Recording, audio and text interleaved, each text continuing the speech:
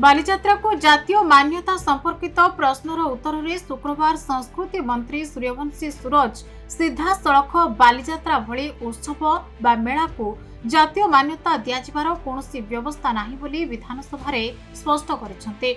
ए संपर्क में निजर प्रतिक्रिया रखी कटक सांसद भर्तृहरि महताब कहिसेंते, जातीय मान्यता नुहे एबे राज्य केंद्र सरकार बालीजात्रा को यूनेस्को मान्यता देबा पई पदक्षेप नेउछंते।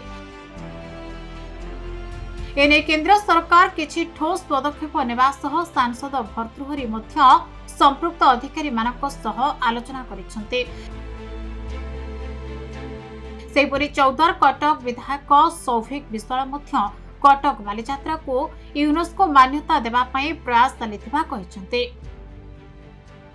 आपण सुनुथिले एबे आपनकु मान्यवर सांसद जो कथा कहिले आमे मध्य से कथाटी तांको पाखरु जानिबा पई पाइछु। विगत दिन मानकरे यूनेस्को रो मान्यता कोबल भाबरे दिया जिवो हम ऐतिहासिक बालीजात्रा को से दिगरे मु भाबुछि बोधे आरो वर्ष सुधा आसंता बालीजात्रा सुधा ए प्रश्नटी मु भाबुछि ए प्रश्न को गोटे क्लैरिटी मिल जाइथिबो बोली।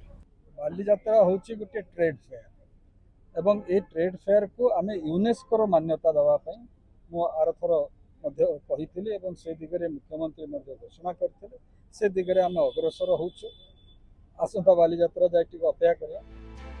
कटकरू आदित्य कुमार महापात्रଙ୍କ रिपोर्ट खबर ओडिशा।